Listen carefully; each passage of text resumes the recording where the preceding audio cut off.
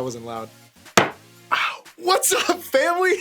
I'm Caleb, and I am so excited, if you couldn't already tell from how I slammed the table, that you're here today. Today is all about encouraging you to see that you're not too young to do really important things, like have a faith of your own, or make a difference in this world, or be an example to others. One thing you need to know about me is that I really love middle schoolers. In my opinion, middle schoolers are like the coolest humans on the planet. And not only are they the coolest, they're really funny too. It reminds me of a time when I was working at a summer camp, right? And so I was going out to free time to play some field games with sixth graders. And the sixth grader walks up to me, he goes, "Yo, Caleb, dance competition." And I'm like, "Bro, you're about to get embarrassed, right?" So I'm like out here like, I did not do that. I just can't remember what dance move I did. So I'm like out there, I'm giving it my all, right? Like just going, right? And then this kid is standing there. I'm done. I finished whatever I was doing. Kid's standing there. He goes, "My turn." Has his water bottle, drops his water bottle, takes a step back, does a backflip, and then just like stares at me. And I'm like, "Bro, what? Like, how long have you been able to do a backflip?" He was like, "I just found out today." Working with middle schoolers is most definitely fun, exciting, and even a little unpredictable at times. And you know what? That's why I love it. And I'm not the only one. I've talked to a few of my friends, and they all agree that middle schoolers are awesome. You don't believe me? Let me prove it to you. What's up, Caleb? I think middle schoolers are the best because they're the ones that really know how to have fun. I think middle schoolers are the best because they are absolutely hilarious. Like, I can't stop laughing when I'm around them. I think middle schoolers are the best because they ask literally the best questions. See what I mean? Each and every one of my friends think you're all amazing, funny, smart, and capable of doing really big things because you truly are. Now, unfortunately, other people don't always see that same potential in you that we do. I know hearing that might be surprising for some of you. You might not know anyone who feels that way toward middle schooler. Most of the adults in your life believe you're ready to make a difference right now. If that's you, that's amazing. But stick with me because I think what we're talking about today is still important for you to hear. Some of you might know adults who think middle schoolers are lazy or immature or disrespectful or just too young to really do anything important. If you feel frustrated about that, I am right there with you. It seems unfair that people assume that about you because of your age, because you know your potential. You know what you're capable of doing and becoming in life. You know you're ready to make a difference. And when other people in your life don't believe you can, well, that can make you mad. So what do you do? Stay frustrated about it? Try to ignore it? Just give up trying to make a difference right now? Not quite. I want you to stick with me again because I know of two guys who found a great way to deal with this feeling. Their names were Paul and Timothy. Paul and Timothy. They were leaders in the Christian faith who worked together a long time ago to spread the message of Jesus after his death and resurrection. Paul and Timothy did this because they understood that knowing Jesus changes everything. Now, because Paul was older and wiser, he wrote letters to his young friend Timothy. And at the time, Timothy was around some older people who were acting in a way that wasn't all that great. What I love about this letter we're about to read is that Paul didn't just tell Timothy to get over it. Instead, Paul acknowledged that people around him were acting poorly. People were teaching things that just weren't true. So, Paul challenged Timothy to stay focused on what was true. No matter what anyone else was doing, Paul wanted Timothy to choose a different way. Here's what Paul said: "Timothy, guard what has been entrusted to your care." So right away, Paul was encouraging Timothy to protect the big job that he'd been trusted with, which was spreading the message of Jesus. Even at his age, which was younger than Paul, Timothy was ready to make a difference.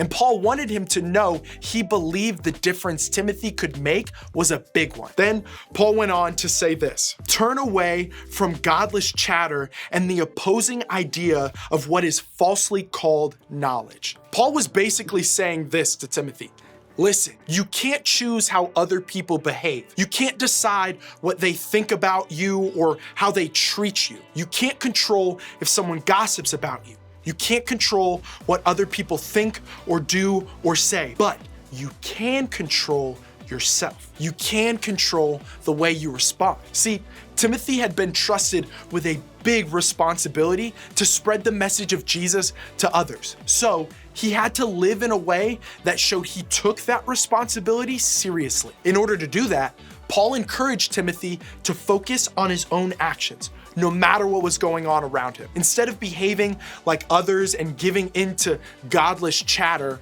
or the untrue teaching that isn't helpful and doesn't build people up, Paul wanted Timothy to focus on what he could control, his actions. Because here's what Paul also knew: distractions were always gonna be there. There's always gonna be something trying to pull our attention away from where God wants us to focus. That's why Paul made a point to tell Timothy to turn away from the things that might distract him. And that's exactly what we need to do too. Instead of focusing our attention or thoughts on the people who don't believe in us or discourage us, we can choose to focus on ourselves. We can choose to be different. We can choose to believe that we're not too young for our actions to matter. Now, I know that might sound like a difficult thing to do, but remember, you have adults in your life who know you're capable of so much more than many people give you credit for. You can do so much more than some people might believe. You are ready to make a difference right now, right where you are as middle schoolers. And that can start by choosing to tune out what you can't control and focus on what you can, your actions. To help us, let's look at another verse. It's what Paul reminded Timothy about being young, and it's the same truth I think we need to remember too. Actually, I have an idea. Time out. Hold on. Let's read it out loud together, right where you are. Read this with me. Ready? Don't let anyone think less of you because you are young. Be an example to all believers in what you say, in the way you live, in your love, your faith, and your purity. When you're tempted to believe the things other people say about you, I want to challenge you to believe that verse instead. Try to memorize it. Keep it with you in your heart and mind. Let it remind you of what Paul reminded Timothy, to not let anyone look down on you because of your age, to be an example to everyone, even to those older than you, in the way you talk, behave, love others, love Jesus, and live your life, to believe that your actions really matter. This verse from Paul reminds us of what's true. We may not be able to choose what others think about us, but we can choose to not give it power. Ooh, time out. You may have missed it the first time. Let me say it again. We may not be able to choose what others think about us, but we can choose not to give it power. We can choose to focus on our own actions and use them to set an example for others, because you are not too young for your actions to matter.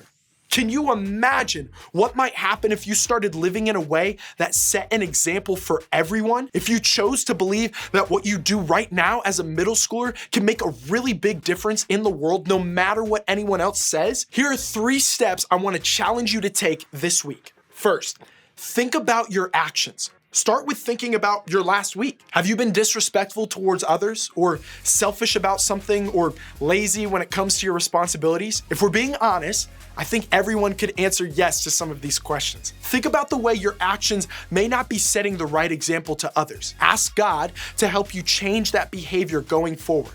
Ask God to help you see that your actions matter. Next, think about the kind of person you want to be.